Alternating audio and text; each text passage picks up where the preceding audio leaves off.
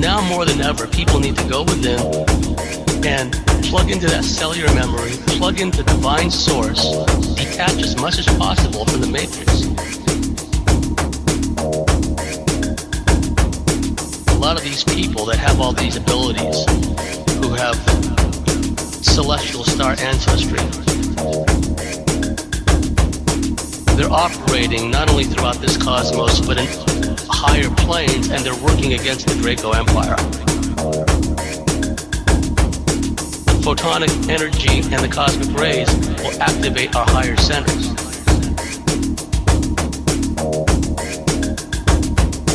And it's incumbent upon us to ride that frequency wave.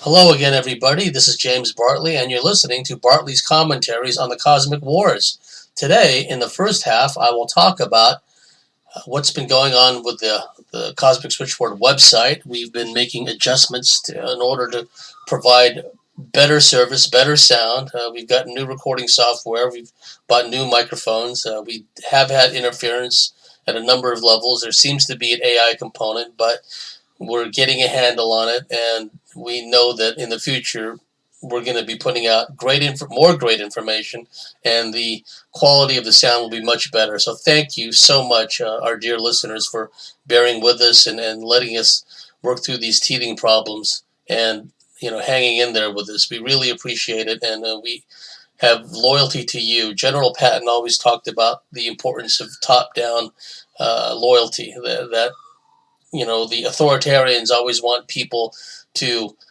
obey the diktats and look up to and obey without question those that were delegated as their so-called superiors, which the whole concept of superiors is a joke. And by saying that, in no way do we feel superior to anybody out there. In fact, we're humbled that so many of you come to our website and come to our dedicated YouTube channel to get this kind of information. And we feel a loyalty to you, and we will do everything we can to continue to provide you this top level information. I did put a note on the Cosmic Switchboard website. Our interview with Sandra Fecht and her two colleagues, Dave Staffen and Fran Toes, has been delayed till the end of this week due to some technical issues, but the interviews are fine. When you hear them, you will be impressed by the caliber of information. Many of you are familiar with Sandra Fecht's work. She is a therapist in the Ontario region, and over time she began working with all these people who were reporting satanic ritual abuse and mind control issues, as well as reporting shape-shifting reptilians, right? David Icke talks about how he had a discussion one time with a woman. I believe the organization was Mothers Against Ritual Abuse or something like that. And the lady asked David, why do so many people report that people shapeshift into lizard creatures in these ceremonies? Words to that effect. Well, we know why, basically. So, long story short, Sandra Fecht did the right thing. She did some background research when she kept getting these reports, and someone advised her to read David Icke's books, and she came across, I think it was Children of the Matrix. Oh, no, it was The Biggest Secret. And she read the book, and then she was blown away because so many of the things that David Icke had talked about is what she had heard firsthand from her clients. And so she had no choice but to, as David Icke says, go with where the information leads, right? Unlike so many people out there, especially in quackademia, that they flee in horror when it comes to information that conflicts with the official narrative, right? So many lies still left over from decades past that are coloring and pushing and driving the narrative today. So anyway, coming up at the end of this week will be Sandra Fecht and two of her former clients, Dave Staffen and Fran Toes, and you can see videos of Fran Toes, Toews, and Dave Staffen, Staffen, on YouTube, where they talk about their experiences, and they talk about their work on certain healing modalities. So it's very important to tune into this upcoming show because Sandra, Dave Staffen, and Frantos talk a lot about healing and also talk a lot about the importance of energetic healing and frequency healing. Because a lot of therapists out there that do work with SRA survivors and MC clients, mind control survivor clients, they completely omit the energetic aspect to healing and working with survivors of SRA and MC. It's not even in the equation as far as they're concerned. They may work with healing people from the physical trauma and the psychological, emotional trauma, but they completely leave out of the equation the energetic frequency manipulation. And that is a key aspect to this. And I will talk more about this in a moment because, as my late great mentor, Barbara Bartholic, always emphasized, there's an energetic, emotional harvesting aspect to this, as well as a manipulation of frequency and a manipulation of the meridians, the chakra points, energetic harvesting, energetic manipulation. So that's a key point to remember. Another one of our guests coming up is Sachita. Sachita, Sachita, has had reptilian and military experiences. She's been in the underground reptilian bases and has seen a lot of their culture, understands a lot of what makes them tick, and has seen their operations firsthand. Some of the things she describes briefly in passing have been described by the likes of Karla Turner and Barbara Bartholic decades ago.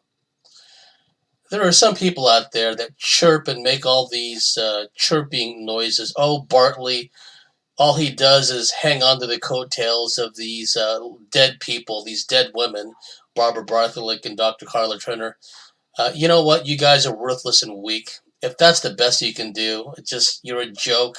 And the fact of the matter is, you're on the losing side and you're empty vessels. I will always, always edify the work of Barbara Bartholic and Dr. Karla Candy Turner because they were the pioneers. Barbara talked about the crank meth agenda. She talked about the reptilian overlordship. She talked about the hybridization of humans and reptilians, producing all these evil, sadistic people out there in society, causing all this mayhem and all this strife and all this suffering, while the rest of the abduction field was still wallowing in the gray areas of the David Jacobs work and the Bud Hopkins work. Grays, and more grays, what I call the gray areas of alien abduction research. Dr. Karla Turner and her mentor, Barbara Bartholic, were at the forefront. So I will always edify them because they were the pioneers. They were at the spear point. They were doing the work that needed to be done. Barbara worked in the shadows for years, working with countless alien abductees as a cosmic combat medic, working with these people, healing them, helping them to reintegrate, bringing joy and laughter back into their lives. Dr. Karla Turner, her first and foremost protege, who inspired me and countless others, was at the forefront of the milab research. Not only the hardcore alien abduction research and reptilian research she learned from Barbie, but she became a pioneer in her own right about milabs. Her book, Candy Turner's book, Taken, Inside the Alien Abduction Syndrome, I think it's called, chronicled the lives of 8 women who had milab experiences. These are legitimate alien abductees who also had milab experiences.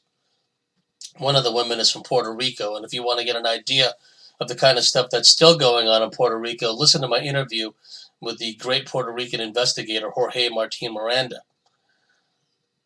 Barbie and Candy were at the forefront, and I will always edify them because they showed the way. They were the way showers. They were the pioneers. They were the trailblazers. While everyone else was stuck in the gray areas or stuck in the New Age, New Cage movement. Completely unpopular at the time, Barbie and Candy were at the forefront. Bud Hopkins used to say dismissively when people would ask him about reptilians, oh, the lizards. Ask Barbara Bartholic about that. She knows about the lizards, right? The lizards are at the top of the heap as far as most of the alien abduction operations are concerned. The Draco, the winged Draco, particularly the white Draco, and there have been some people who have talked about the white Draco. Ken Bakeman has talked about the white Draco. If anyone is in comms with Ken Bakeman, please let him know that I would love to have him on my show to interview him. So once again, when we talk about the energetic aspects of alien abductions, the matrix, the larger matrix control system, energy frequency resonance has everything to do with it. That's why we're getting hammered by now they're going to roll out the 5 gigahertz Wi-Fi points. So pretty soon we're going to be surrounded by 5 gigahertz Wi-Fi points, right? That's overkill. We don't need that much power to operate and to utilize digital devices. But they want to feed this artificial intelligence that's all around us. And one of the ways they're doing that is by pumping out 5 gigahertz worth of this negative discordant frequency bandwidth.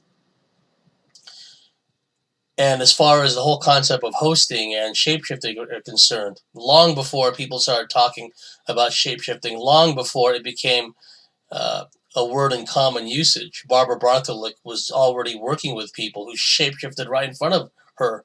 People that were reptilian abductees, that were on meth, crank is a derivative of meth, right in her own living room, which I've sat in.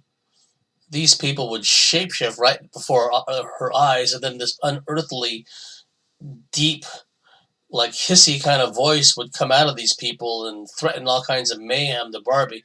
And folks, hardly anyone out there will know exactly what Barbie went through, the attacks that she went through. On one occasion, this very heavy glass table levitated in front of her and then dropped to the ground and shattered into thousands of little shards, something that's completely impossible under normal circumstances. Even if something was levitated and dropped, you would see some of the glass would break off, big shards here and there, but it wouldn't shatter into countless little pieces. I mean, it's weird enough that the thing levitates on its own and then levitates and then drops at Barbie's feet and shatters into all these pieces. On another occasion, one of her labors of love, her and her husband Bob were restoring this yacht. They found this yacht somewhere. Bob was really into going to places, finding scrap metal, and turning them into works of art. He was really artistic. Both of them were, actually. They had their own art gallery for a while. And so somehow or another, they came across an old beaten up yacht, and they spent months and months and months restoring this thing, probably years, restoring this thing. And just as it was on the verge of being finished and becoming seaworthy, Barbie and Bob were away. I think they were at their art gallery, or they were in town for some function or something. They lived in Tulsa, Oklahoma. And what happens, as related to them by their neighbor, was it 2 or was it 3 flying saucers hovered over this yacht, which they had been lovingly restoring, and then they directed energy at it, set it on fire, and burned it up. Okay? These kind of things don't happen to Bud Hopkins. These kind of things don't happen to frauds like Donald Marshall. Okay? These kinds of things happen to real players like Barbie and Candy because they were at the forefront, right? They were at the spear point. They were pioneers. They were trailblazers. They were the recon scouts doing a CTR, close target recce of the enemy base. That's what they were doing. So all these detractors out there, go ahead and keep, spewing bile. It just makes me laugh to think that so many of you out there, all you worthless and weak trolls, you go into a mouth-foaming rage because you're not even going to get off the starting blocks. Your comments are not going to be included. You're not going to be able to spew out your hate and your vitriol because nobody wants it and you're going to be recycled. So there. You're going to be recycled, and the last laugh is on you because you're on the losing side. So there. And about the crank agenda and the meth agenda, too, that's another energetic aspect of this, folks. Because, and you've heard me talk about this before, but it bears repeating because now we have an ICE epidemic, right? Freebasing wasn't enough. The CIA, crack cocaine, Contra epidemic, that wasn't enough. And now they got to come up with something called ICE. I have no idea what it really is. It just, all I know is another methamphetamine that drives people crazy, and et cetera, et cetera. So now there's an ICE epidemic that's being pushed. What methamphetamine does is it changes the frequency. Not only does it change the DNA of the users, that's bad enough, but it changes the resonant frequency into a lower frequency bandwidth that allows all these negative entities to jump without parachutes to get into these people, right? Like I remember I was living in San Diego. San Diego is a big tweaker place, folks. That whole Southern California, Southwest area, the Southern California basin, the greater Southwest desert in general is Tweakerville, USA, right? And Barbie was always talking about how what the entities would do would be they would, once the meth had taken hold of these people and they were in that resonant frequency bandwidth, these entities would jump into these people. And these are people that don't even have, a person may not even have much DNA, reptilian DNA. We all have reptilian DNA to one degree or another, but some, of these meth users who had no previous predisposition to being taken up as a host, right? Now, to be sure, somewhere along the way, circumstances, the way the matrix works, bad association put into their personal experience, maybe OCD thought loops, externally induced thoughts coming in, encouraging them to use meth, whatever the case may be. Somehow or other, they got on meth, and in short order, they got taken up as a host. And what happens is the entities that take people up as hosts through the medium of meth abuse, these are really wicked, vile creatures, and they wreak out all kinds of mayhem. I mean, I remember the story of this Mexican-American couple in East County, San Diego, another meth capital. They did horrific things to their niece. The woman had a niece, her sister's daughter, and I'm not even going to recount what these two tweakers did to the poor baby. But they showed them on local San Diego news being arraigned on TV, and they showed close-ups of them. And man, lights are on, but nobody's home. You just look into the eyes of these people, and you just see they are entity infested. And I've talked about this before. You probably heard about me talking about this in interviews and whatnot. But one of Barbara's sources was this guy who was a headhunter in Silicon Valley. His job was to go out and find people to recruit them, to get them into a Silicon Valley firm. Anyway, this guy got into the meth, and before too long, he felt compelled to go onto the kiddie porn sites on the internet.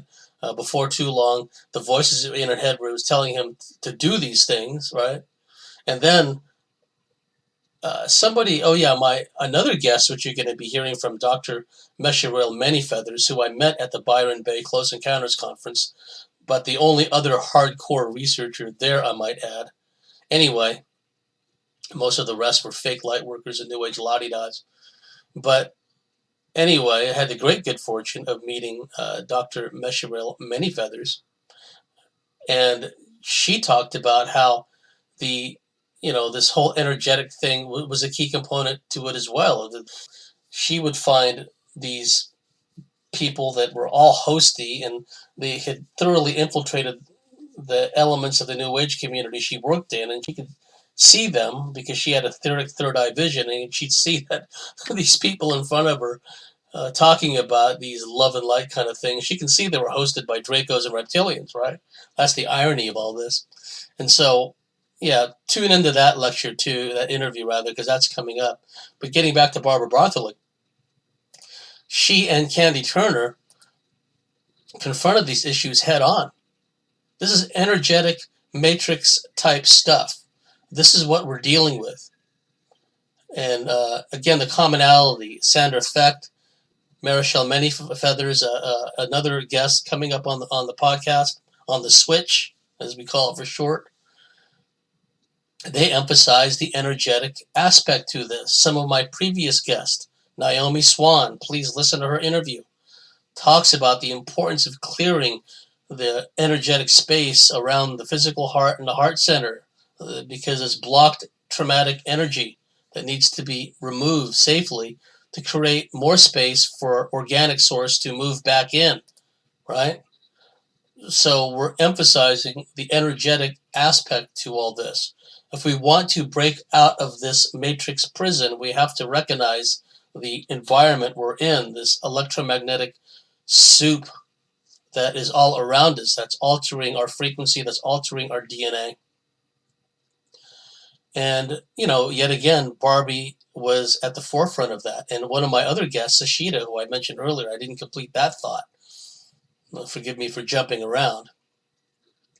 Sashida mentions in passing what she's seen in the underground reptilian bases, right? And I didn't want her to elaborate. There's no reason to elaborate because all she has to do is mention, some of the things in passing that she'd seen, which Barbie and Candy decades ago referred to as the processing plants. Okay, use your imagination. And Sashida has seen that. And many others have seen that too, folks. Okay? This is what we're talking about here.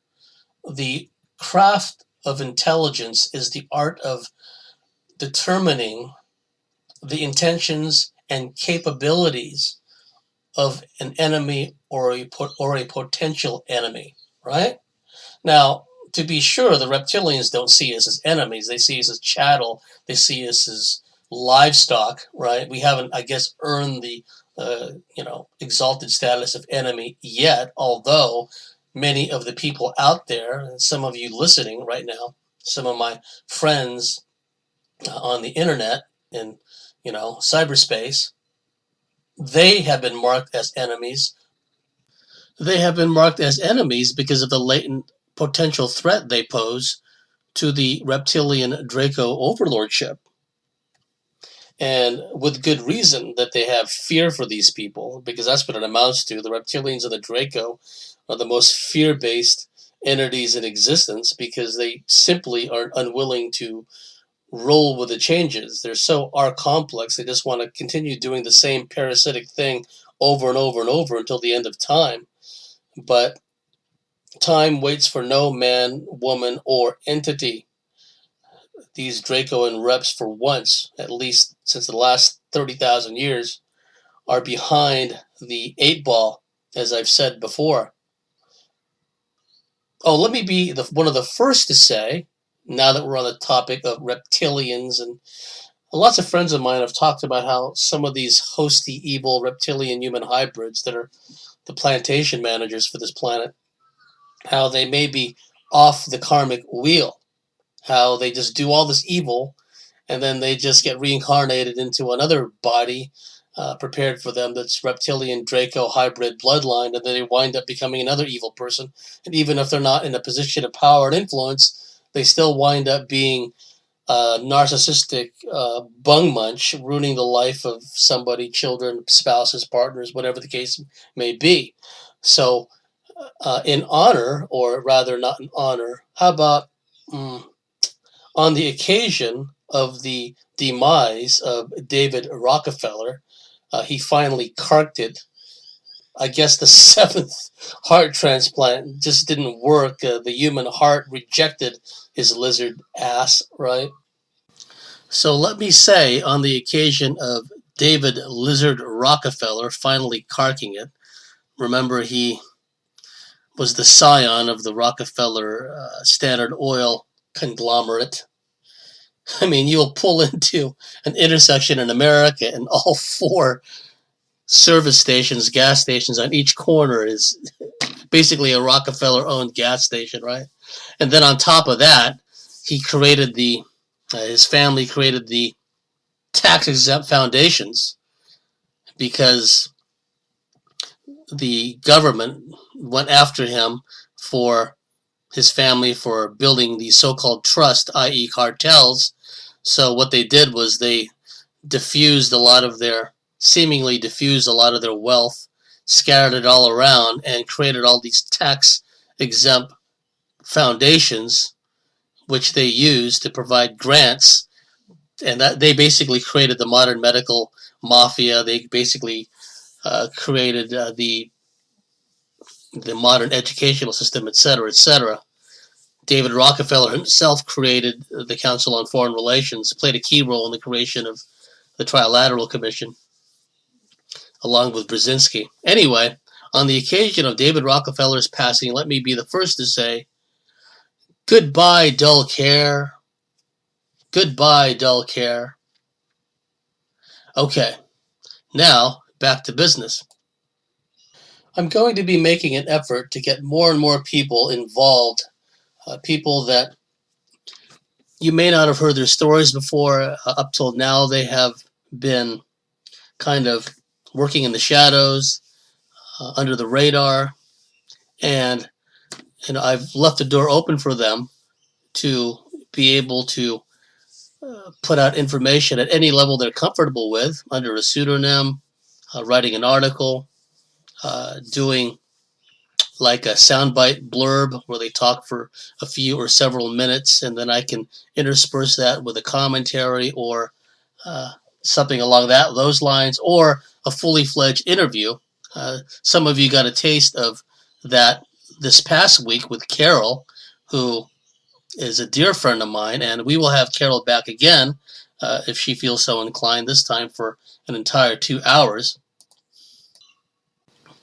I know a number of people who I've spoken to over the years, and some that I have not known that long, but I go a lot by impressions. I go by heart center energy. I go by what my heart, physical heart, and my energetic heart tell me, and a lot of these people are really sincere. They have an important message to share.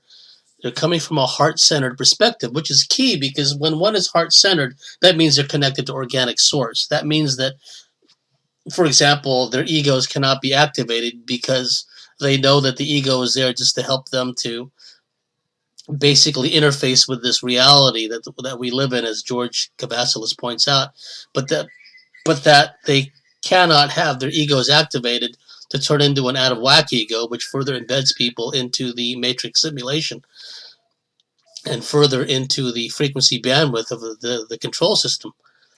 And there's a lot of people out there that I've gotten to know over time, and like I said, some of them quite recently. And man, I say to myself, this is an extraordinary person. They're coming from a heart center perspective, and they're doing important work, and they're laboring in, you know, relative obscurity.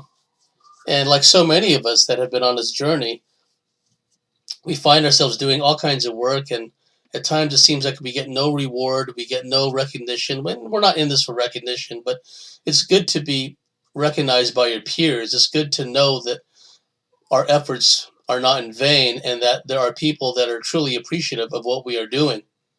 And each one of us has a piece of the puzzle. Some are very good at house clearing. They go around to places that are haunted by entities, or are having entity visitations, and then they go in there, they do their thing, and then they clear the house out, and then the family can go on living a normal life again. Other people, they're herbalists, nutritionists. Other people have an interesting perspective, having gone through all kinds of mystical, visionary, extraterrestrial, hyperdimensional experiences, and they're looking at things from a heart-centered, grounded, organic source perspective. And so I made a point of encouraging some of these people to come on onto the show, like Carol, for example, and others like her, people that I've vetted and I know for a fact are legitimate and have integrity and coming from a place of authenticity and sincerity. So as time goes on, if everything works out, we'll be hearing from more people who have had milab experiences, more people that have had ET encounters, more people that are naturopaths and herbalists and uh, into natural living and healthy living, etc., etc. Uh, I feel that it's a responsibility on my part to give these people an opportunity. And eventually, maybe they can have their own podcast. Maybe they can get a blog going, a video vlog going, whatever the case may be. Because while we still have the internet, while it's still here, and you look at all this fake crap going on, oh, the Russians hacked into, the Clinton campaign's emails, et cetera, et cetera. All of that is just an excuse to just crack down on the internet. So while we have the opportunity, let's make the most of it, folks, because so many of you have an important story to tell. If for reasons of privacy, of OPSEC, operational security, maybe your family and friends are not ready for this. Maybe they've been negative about you and your work and what you believe in and what you stand for, right? And remember, a person who doesn't stand for something will fall for anything. And that's the problem with so many of these TV news droolers, right? They just believe whatever they're told. It's just amazing. In an age of instantaneous communications and with information right at our fingertips, so many people just insist on staying chronically ignorant and chronically manipulated. So that being said, while we have the means, I encourage those of you that feel so inclined to, start your own blog, start your own podcast, and if it'll make you more comfortable, use a pseudonym, a nom de guerre, right? Come up with some name, some pseudonym that fits you, and maybe sometime down the track, you can decide to just come out and, with your real name and say, okay, that's me. That's me that was writing all those things under that pen name, under that pseudonym. And, using pen names is an age-old tradition. There are some quite established authors in the history field that write under a number of pen names. I think I mentioned on the show before the Area 51 novels. Little did I know that the same author who wrote the Area 51 novels was the same guy who wrote the Dave Riley Green Beret Special Forces novels, which I always got a kick out of because this was before the bogus War on Terror, and he was writing from the perspective of being ex-Special Forces himself and writing from the perspective of a team leader of an ODA, Operational Detachment Alpha, so-called A-teams. In theory, there's supposed to be 12 senior non-coms, each with 2 or more specialties, and can train and lead and raise a battalion or more of native irregulars, but seldom, if ever, do they have 12 senior NCOs in an ODA. Anyway, surprise, surprise, come to find out the same guy that writes the Dave Riley novels, Green Berets, is the same guy who wrote the Area 51 novels, if I'm not mistaken. So this whole idea of using pen names, using pseudonyms, there's nothing wrong with that.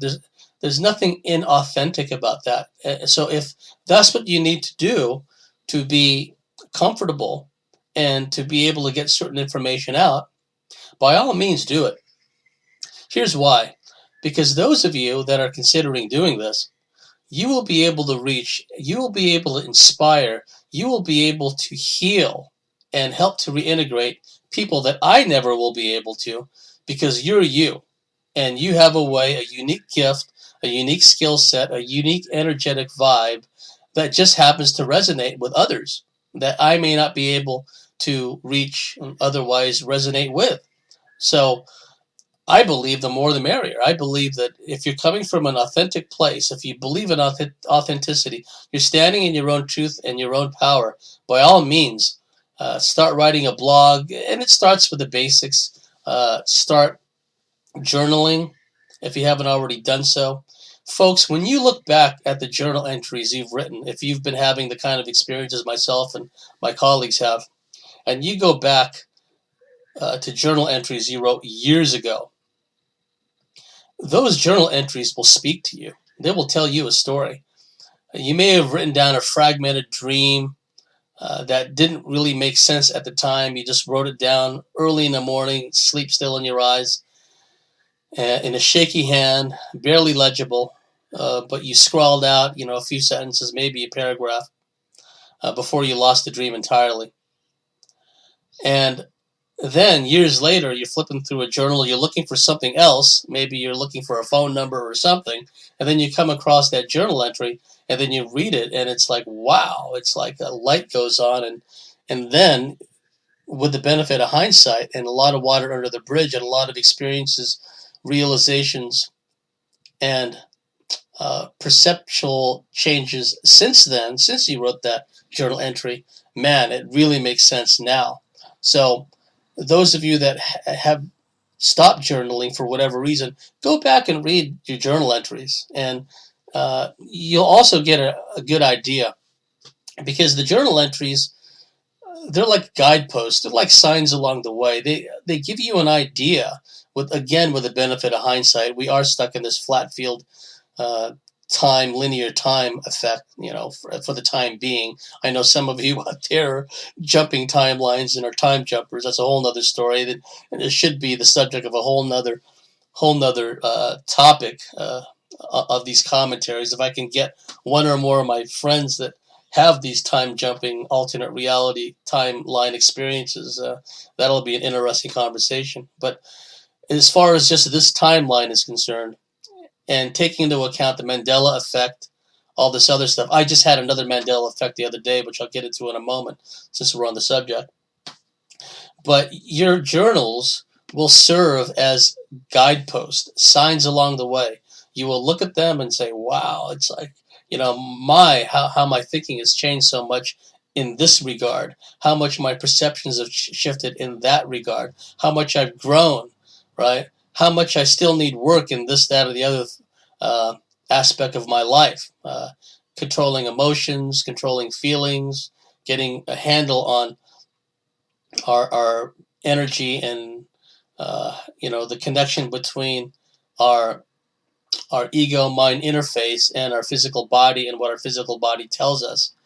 All those things, if you go back and you read your journal entries will speak to you, and they will be like signposts, guide markers, signs along the way, because we're all on a journey. It's not the destination, it's the journey. And if you haven't started a journal in the past, I encourage you to do so.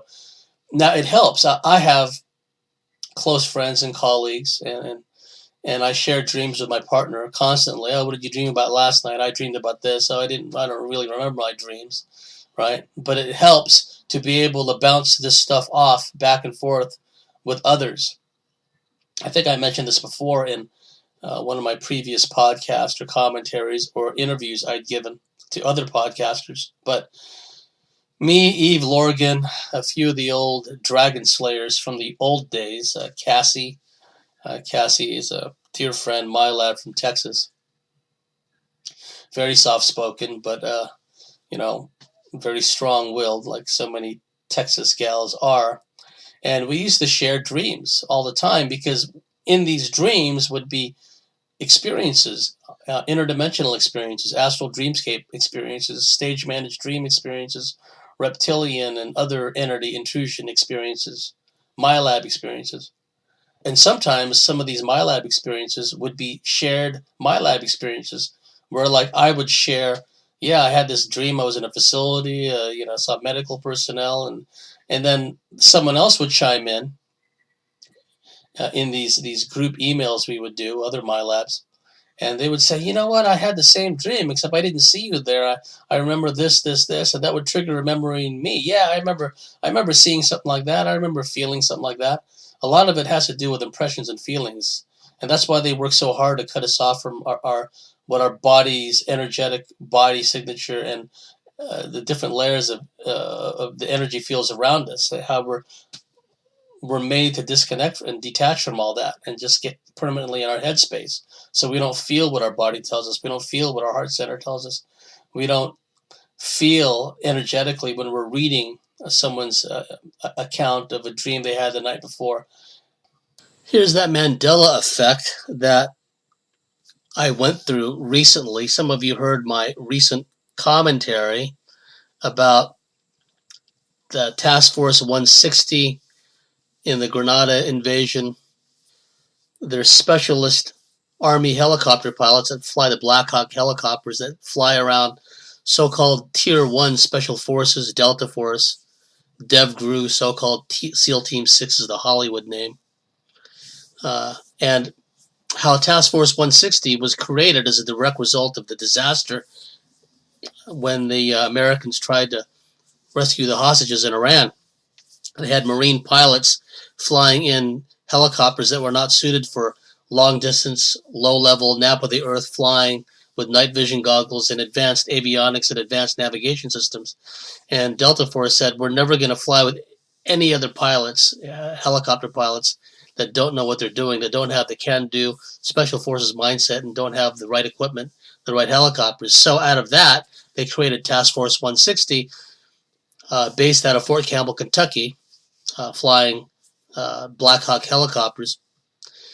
You see this in the movie Black Hawk Down, where the helicopter pilots that were flying around Delta Force and the Army Rangers, and in truth there were Air Force combat controllers there, there were Navy SEALs there. It was just the hodgepodge of special forces units. But the helicopter pilots were part of what was originally known as Task Force 160. And I could have sworn they changed their name to the 1st Special Operations Aviation Regiment. In fact, I remember the CO at the time of the 1st Special Operations Aviation Regiment testifying before Congress, talking about a mission that his forces had been on. And then come to find out years later that they changed their name to 160th Special Operations Aviation Regiment. I did a double take when I read that. I had to do some research.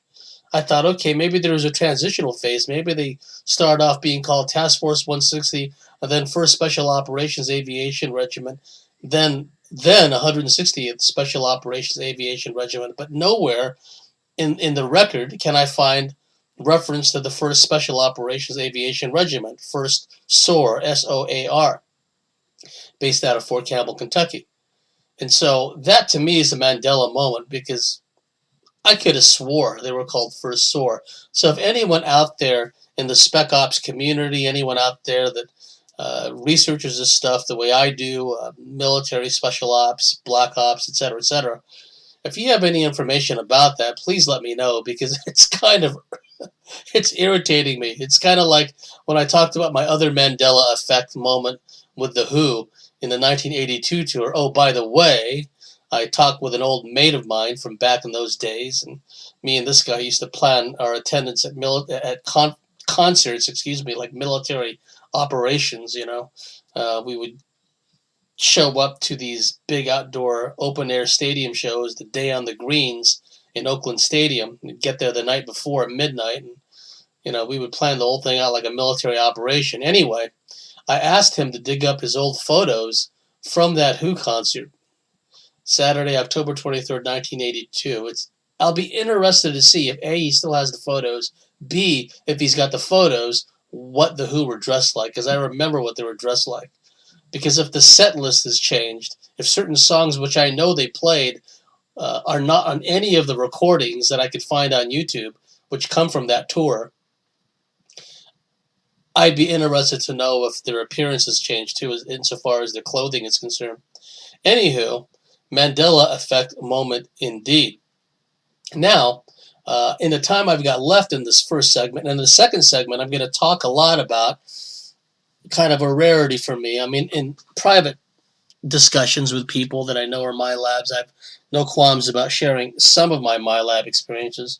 I don't really talk about my milab experiences in such an open forum, but for our members today, I will. I have to do something to make up for the fact that we had to postpone and push Sandra Fecht's interview back, several days, and by extension push Sashida's interview back and pushed Dr.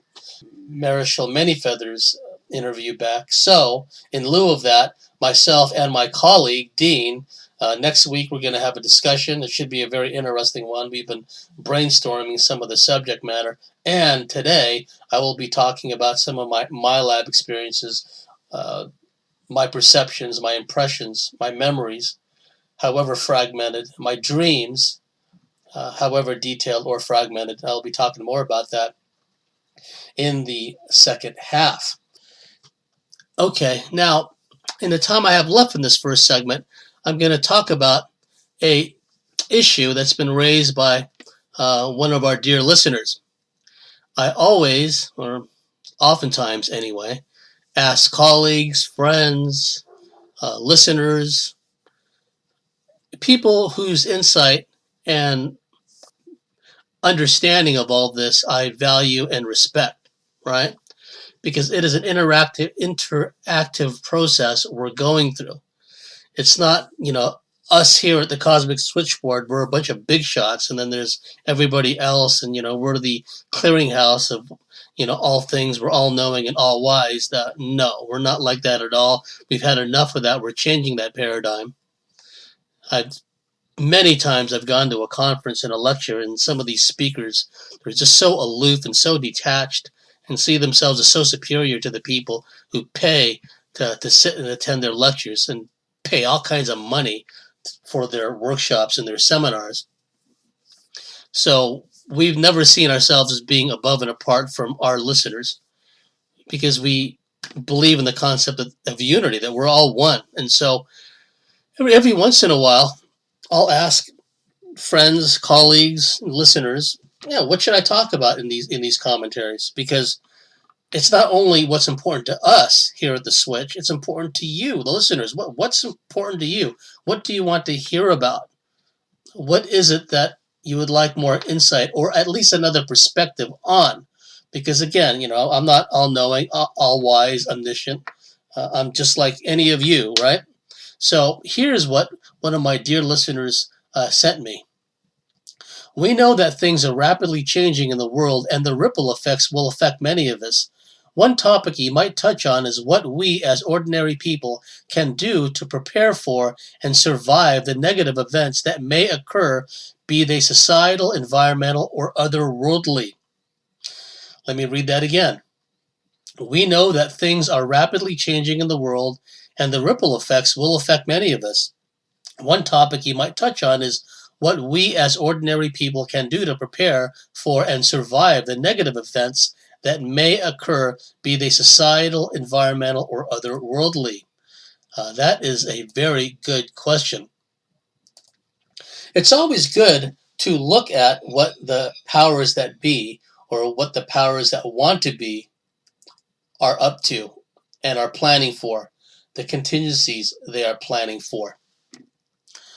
When you look at, for example, the START 2, I think the START 2 talk, Strategic Arms Limitation Treaty, and I think it was in the START 2 treaties when I think they were started during the Gerald Ford administration, if memory serves. One of the provisions in the START treaty, and I believe Richard Dolan writes about this in one of his books about UFOs in a national security state. In the wording of the START treaty, there is something to the effect of what both countries, signatories, in this case it would be the then USSR and the United States, what they would do in the event of something to the effect of a technological emergency, or a technological event, or something along those lines. And nowadays that could mean a lot of things. I mean, to mind, I think of those Transformer movies, and I think of those movies with the giant robots that can change shape and do all kinds of things. I mean, that's not beyond the realm of possibility, folks, with nanotech and all this other stuff that's going on, and as far as advanced cybernetics and what these aliens could do. Carol was just talking about battling cyborgs, right? What appeared to be cyborgs. So the point of relevance is if they will word into a treaty, and Richard Dolan and maybe others are perhaps suggesting that the mysterious technological issue that's being referred to in this missile treaty is what the strategic uh, START is all about, is limiting the number of nuclear missiles, their throw weight, i.e., how much the rockets can carry as far as payload, uh, whether the warheads are MIRVed or not, multiple independently targeted reentry vehicles, i.e., in the nose cone, there would be not just one nuclear warhead, but multiple nuclear warheads. That there's something called a bus within the nose cone that would drop off each one of these individual warheads on individual targets. So, one aspect of the START Treaty was to limit the number of MIRVed missiles, i.e., multiple warheads in a missile, as well as the range of the missiles, the payload, the throw weight. All that was worded into the START treaties. But they also worded in this thing about what to do in the event of a technological incident, an unspecified technological incident. And Dolan and others postulated maybe they're referring to some kind of alien technological issue. Now, we know that in, what was it, 1992 Federal Fire Marshal's Handbook, there was a chapter about crashed UFOs, the radiological dangers associated with crashed alien spacecraft, etc., etc. We know that, according to some of the majestic documents, so-called, that the father-son team of the Woods, uh, Robert Woods, I believe his name is, and his son Ryan, or the other way around, in some of the documents that have been unearthed, which I have no reason to doubt, there are memos between Khrushchev and JFK, Jack Kennedy, where they talk about how it's important we don't confuse these mass flyovers of UFOs, of alien spacecraft, with first strike, either nuclear missile strike or an air bombardment strike, right? I mean, think of General Thomas Powers, psychopath, and think about General Curtis LeMay, Strategic Air Command, and how they basically wanted to just nuke the whole Eurasian landmass. To find out more about that, read the book SIOP, SIOP, Single Integrated Operational Plan, which goes into detail about what these psychopaths came up with as far as, gaming out World War III was concerned, and how they wanted to execute it, just by nuking, renuking, and triple nuking cities, even small and medium-sized cities, over and over and over again. That's what kind of psychopaths these people are. But the point of relevance is that Khrushchev and Kennedy, in these memos and in these discussions they were having through intermediaries, wanted to make sure that a war would not erupt as a result of a misidentification of flying saucers, alien craft, etc., etc. If you read the memoirs of Dean Acheson, he was a crony of the late and unlamented Averell Harriman, known as the Crocodile within the State Department, right? Averell Harriman, his crony was Dean Acheson, Counsel on Foreign Relations. And in Acheson's memoirs, he talks about how, I think it was the Skull and Bonesman Secretary of Defense at the time, Robert Lovett, he was in the office with Lovett, and they were both concerned about a bunch of UFOs flying over the North Pole, right? And whether they should regard it as a preemptive strike by the Soviets, etc., etc. So they worded into these START treaties the possibility that a technological issue, technological devices, I think the term may have been, I have to read it again, that chapter in Dolan's book, as being a source of misidentification, which could result in a shooting war with the Russians, the Soviets, right? So if they're already working out these contingencies in case a misidentification of UFOs leads to a shooting war, that's something that we ought to take into account also, right? Because it goes back to what my dear listener said, we know that things are rapidly changing in the world and the ripple effects will affect many of us. One topic he might touch on is what we as ordinary people can do to prepare and survive the negative events that may occur, be they societal, environmental, or otherworldly. And I just talked about how in the Federal Fire Marshal's, I think, 1992 manual, there was a whole chapter devoted to crashed alien spacecraft and the inherent radiological dangers involved. And I just talked about how written into the START treaties and also the discussions, the secret discussions between Khrushchev and Kennedy. And it's been postulated and alleged that the reason the red hotline phone system was set up between the Soviet premier Khrushchev and his successors and Jack Kennedy and his successors in the Oval Office, why the red line was set up was precisely to ask each other, okay, we have a whole bunch of UFOs flying all over Western Europe right now. I just want to make sure that's not you guys, right? So it's quite possible that the whole red line, hotline between the Soviet leaders, you can see this played out in the movie, which I recommend, the original movie, not the George Clooney version, but the original movie of Failsafe, which was an absolute classic about an accidental nuclear war erupting. Anyway, Henry Fonda plays the president. Larry Hagman plays his Russian interpreter, and they're talking to the premier of the Soviet Union and his interpreter to try to avert what would become a nuclear war by accident that was started accidentally, right? Okay, that's the hotline that I'm talking about, and it's quite possible that hotline was set up uh, based on the information found in the documents that have been unearthed and also that have been leaked out by insiders on the inside, that Khrushchev and Kennedy wanted to make sure they didn't start World War III because of a misidentification of UFOs and aliens. And that's why it's important that we know the difference, okay? I know the difference between an alien spacecraft and a human spacecraft. At least if I'm underneath it, I'm standing beneath it, I have a very good idea, what's man-made and what's not, right? I've stood beneath these large, I'd say 90 feet long triangles, slight electrostatic buzzing sound, large red lighted circle beneath, and in the corners would be large white circles. Sometimes they turn off one or two or all three of the circles in the corners, the lighted white circles in the corners, I guess to add some stealthiness to it, because sometimes these things are so quiet, if you didn't happen to look up, you wouldn't notice them, right? And I saw several of these in one night.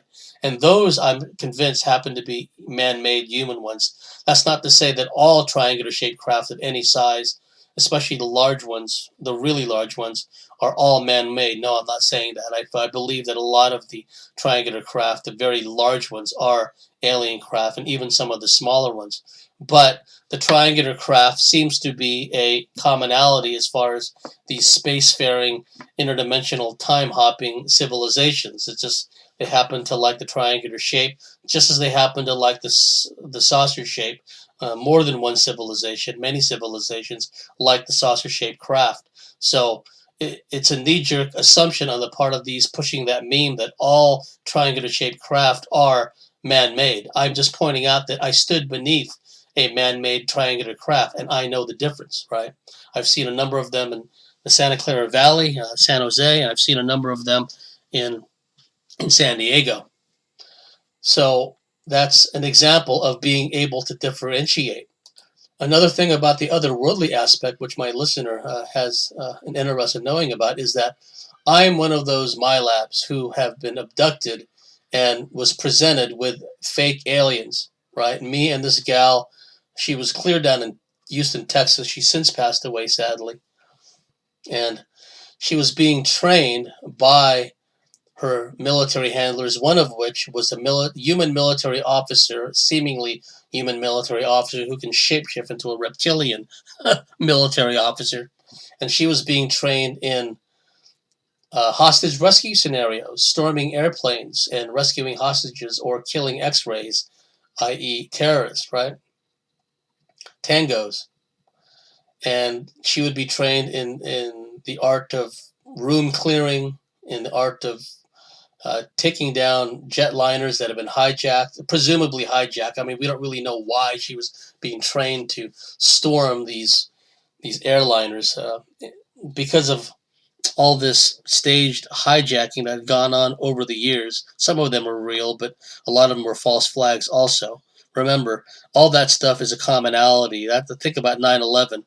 Okay, the airliners being hijacked, et cetera, et cetera. That automatically gets everyone involved in the world who travels on airplanes and goes to transportation hubs. And that's a way to lock everyone down as far as security is concerned. They go after something that unites the entire planet and then flip-flop that and make an excuse to clamp down from a security standpoint. And so who knows the real reason why this milab gal was being trained to storm airplanes. I mean, think of GSG-9 and two members of the British SAS that rescued the hostages in Mogadishu, right, in 77, I believe, October 77. And that was, to me, a false flag, totally a false flag. I mean, it was a real terrorist hostage-taking scenario, but, I mean, who knows who was really jerking the strings of the terrorist on board, a joint Palestinian-German terrorist group, go figure, right?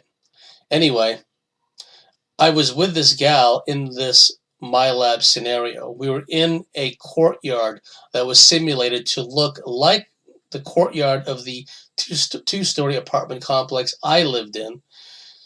So I noticed the gal. She notices me. We don't say anything. We're trying to communicate telepathically. We're both kind of groggy because whatever drugs they, injected into us. And then off to the side, there's a number of people there in their night clothes, and they're just in zombie mode, right? And I've been there, folks. People have said, oh, I had a milab experience. You were there, but you were all zombied out. You didn't hear me. You couldn't see me waving my hand in front of you. You were out of it. And that happens, right? And so I look over, and then there's these zombied out milabs there, presumably milabs, or they could have just plucked them out of their beds and used them in this experiment. Who knows? Then what happened was they paraded a couple of, there were probably children dressed in gray uniforms, gray costumes rather, and they had them kind of walk, kind of robotically and stiffly around us, but they couldn't do a really good job about the stiff robotic part, right? Because you could still see, definition of movement. Everyone has a unique gait, folks. Intelligence security services the world over teaches, and now overhead imagery, CCTV, all of that is calibrated nowadays to track people's gait, because people may wear a disguise, put on a beard, put on hats, put on a hoodie, but their gait will give them away. So a lot of field operatives these days are trained to put a coin or something in their shoes so it alters their gait slightly, right? And so a trained operative that's tailing them will lose them if they're walking differently, right? And also, like I said, a lot of the CCTV and a lot of the surveillance systems nowadays can track people based on their gait, single them out in a crowd. It's a form of biometrics nowadays. And so the point of relevance is that these little kids walking around, or someone little, trying to be all robotic-like, but their gait was giving them away. There were humans that were inside these gray costumes. And then me and the gal looked at each other and kind of raised an eyebrow at each other and said, okay, this is fishy. This is dumb. They're trying to make us think we're being abducted. And then we had a debrief about it the next morning, and I called her up on the phone, and we talked about that experience. She remembered it. She remembered me. I remembered her. And we both agreed it was a means to an attempt to make us think we were being abducted by aliens when we were not. And they tried this on other friends of mine, Lorena, who I'll get on the show. They tried to make her think that she was seeing a reptilian, which is a joke because she's had a lot of reptilian experiences. She'd know the difference between a real rep and a fake rep. They also did it to other people I know. Leah Haley remembers a time she was lined up with a bunch of other abductees or milabs, or maybe even people they plucked off out of their beds, who knows. But she was in a slightly altered state, looked down at what was supposedly a gray, and then she noticed that she could see the stitching around the eye socket that was holding the black eye pieces in place. So she looked down and saw the stitching. Uh-oh, she said to herself, this is not a gray. They're trying to make her think that it was a abduction. And in the event, now that I'm on the subject, later on, And Leah won't mind me saying this. Leah and I are dear friends. Blessings to her wherever she may be. Haven't talked to her in ages. But she's one of those people that did a flip-flop. I mean, she knew that she was having all these alien abduction encounters with several different types of ETs she was encountering, including reptilians, and as well the military were involved in her life too. But she was manipulated over time to believe that it was all military and no aliens. And part of that 180 may have been this experience I just described, where she looked down and saw the stitching around the black eyepiece. It was intended to make her think that she was being abducted by aliens when, of course, it wasn't, right? It's just a psyop, folks. But this is relevant because how do we know if it's a worldly... The thing about it is, ultimately, even if the human, so-called, the human military does some big stunt like 9/11, ultimately that's all in pursuance of this alien agenda, of this non-human reptilian Draco Archon agenda. Always remember that. Okay, at least from my perspective, you don't have to take that on, but I believe that there's a non-human intelligence driving everything we're seeing on the surface insofar as the New World Order is concerned, the Illuminati, so-called. So heightened perception, heightened awareness, heightened consciousness is all key behind figuring this out, because if you know, okay, maybe this is not an alien vehicle that's in front of me, maybe it's a military vehicle, then you can regard it differently, with the understanding that a lot of the deep black military aerospace milab controllers are themselves in cahoots with aliens too. It's a mixed bag, folks. It's not one or another thing. There's a lot of gray mixed in. So keep that point in mind, because we're rapidly reaching a point, and we've already actually reached it as far as I'm concerned, where the twain have met. The deep black weird science sub rosa stuff has fully merged with what's going on the surface. Environmentally, this is another question, another issue that was raised by our listener. We know that there's terraforming going on. Fukushima, the Gulf Horizon oil platform, not just one platform, many, and then they compound it deliberately by the core exit to further pollute the Gulf of Mexico and all the water, all the seaways and oceans that the Gulf of Mexico, of course, is connected to, because it's just one planet, right? So Fukushima, you have all the leaky nuclear plants all over the place. The dead zone in the Pacific because of Fukushima. We have to come to grips with the fact that the planet is being terraformed right before our eyes. The radiation, the background radiation, is not going to benefit us. It's going to benefit those that have this reptilian Draco dominant genetic profile, right? There's an overabundance of reptilian DNA. It's going to change and morph them in ways that we can hardly imagine. And a lot of these are just minions and foot soldiers anyway. The shock troops of the reptilian hybrid plantation managers of this planet. They don't care if their hybrid minions die off of cancer, down the track. It's like they would have outlived their usefulness anyway.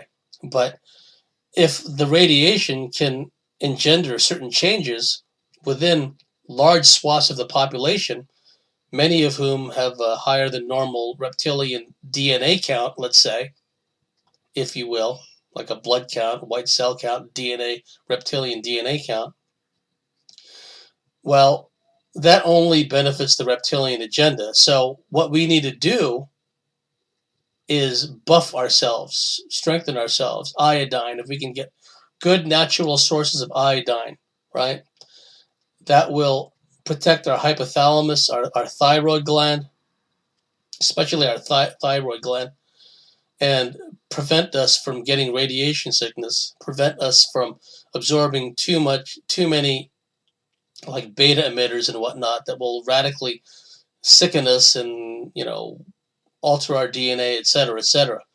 The Japanese, if you can find good miso that hasn't been contaminated by Fukushima, right? Ironically, that is a very good source of natural iodine. Also, I used to get this brown seaweed from northern Pacific waters. I no longer do because of the problem with Fukushima, but I've heard that the company that specializes in this brown seaweed, Motofilin, I think they're called, they've since been harvesting brown seaweed in off the shores of New Zealand, right? So you take that under advisement. It's still the same ocean, Pacific Ocean, but the prevailing currents take a lot of the radiation to, unfortunately, the west coast of the U.S. and Canada, and that accounts for the dead zone there offshore of the west coast. So many, marine mammals and marine life has just been killed or mutated, sadly. And that's another reason why this is not a purely human agenda, folks. It's just, you know, what an evil person would not destroy their own environment that they live in. Okay, keep that point in mind, right? The radiation and the chemtrailing, everything else, it benefits these beings. It doesn't benefit us. Now, I do believe there's a race on because the photonic energy and the intensified cosmic rays and gamma rays, which are getting past the perma-chemtrail haze barrier and the HAARP barrier that's being put up and other frequencies, and increasingly this 5 gigahertz electromagnetic smog, right? Well, those intense cosmic rays are still getting through, and they're still activating a higher center. So every chance we get when the sun is out, definitely get outside, right? Roll your sleeves up, wear a tank top, a singlet, as they say in the UK or Australia, right? Go out there and get in your shorts, get in your swimsuit, and absorb up and soak up these rays, because it'll buff up and boost your immune system, and it'll also activate your higher centers. Meditation works, energization works, and one of these shows I'll talk about the Bruno Groening technique of Einstellen. It's a German technique by a German mystical healer who healed many people until he was shut down by the Americans and the German authorities post-World War II. Right? Can't have that. Can't have one guy healing thousands of people. Oh, can't have that. It's bad, right? It's not good for the public, right? So I'll talk more about the Bruno Groening Einstellen cosmic healing waves technique. And what we could do is we could look at what's going on the surface as a perfect barometer of this intermingling between the deep black weird science sub rosa secret society stuff mingling with the Hillary versus Trump, the social justice warriors, with the expansion of all these wars. Now they're going into Yemen in earnest. They're igniting Somalia again. And they've been in these places for years now, folks. But a lot of it has been CIA, paramilitary, CIA drone attacks, JSOC, Joint Special Operations Command, doing special ops and Tomahawk missile strikes from offshore naval vessels against targets in Yemen. That kind of stuff had been going on for a while. It really intensified under the Obama administration, right? Where were the social justice warriors then, right? But now it's just taken on a whole new level of emphasis, and we just have to hope that there are elements inside the administration that are reaching out to their counterparts in Russia and elsewhere that want to forestall all this madness, because what these wars are doing is not only they're providing this negative loosh to all these archontic forces and denuding the surface population of human beings and destroying the environment and destroying wildlife. It all factors in, but it's leading up to what may be coming down the pike, because again, the powers that be know about these celestially driven cataclysms, so they're working towards a timetable, and so that's why they want to ramp up all these wars, and then all the parallel security that goes along with it, and the parallel medical mafia stuff, the mandatory vaccinations, and et cetera, et cetera. It's too easy to envision some so-called terrorist organization unleashing some pathogen or something, some kind of justification. Think of the mad cow disease when they wiped out, basically destroyed the British cattle industry because they just up and said, okay, mad cow disease, never mind that it probably came from Porton Down, the British Germ Warfare Center, right? So they went out and wiped out all these cows, right, and these beef cattle. Poor animals were going to be slaughtered anyway, but you know, but the justification to stop the spread of mad cow disease, that wasn't enough. Then they made up this thing called mad sheep disease, so they can wipe out all the sheep in America and other places under the same kind of pretext. So everything is a justification, everything is a pretext. So that's another reason why we got to buff up our immune systems, right? I have a Rife machine. Familiarize yourself with electromedicine, the Bob Beck protocol, Look into MMS, the miracle mineral, colloidal silver. You can go out and buy yourself a good colloidal silver generator. See, the idea is not to be fear-based, but just to be able to deal with any contingency, any eventuality. Remember, a lot of these milabs are trained to survive these various contingencies, and likewise, these surface-level military units, they're trained to survive a nuclear, biological, chemical environment. Now, they won't survive it for that long, but they're trained to operate in it, right? So keep that point in mind. Also, keep your eyes out for things like Fox units driving around. Fox units are these armored, mobile, chemical, biological warfare labs that they have sensors and filters that detect samples of the soil, of the air samples. They go into nuclear, biological, radiological, chemical environments or suspected environments, and they have the sniffers and the sensors and the filters to take samples and analyze them, right? So look that up, Fox units. They're made by a German manufacturer. So if you see all these Fox units driving around your area, take note of that. But we are solutions oriented here, and you've heard me say this over and over again. It sounds redundant, but it's not. We need to surround ourselves with a bubble of harmony, a bubble of organic centeredness that connects us to organic source. And nowadays, it's like, okay, we can do a sit rep on what's going on in the surface world and how it, melds in with what's going on in the subsurface world and the weird science world. But all one has to do is take a quick glance at InfoWars and not take it on board. Just read the headlines. You get an idea of what's, and also the lamestream media. Check it out.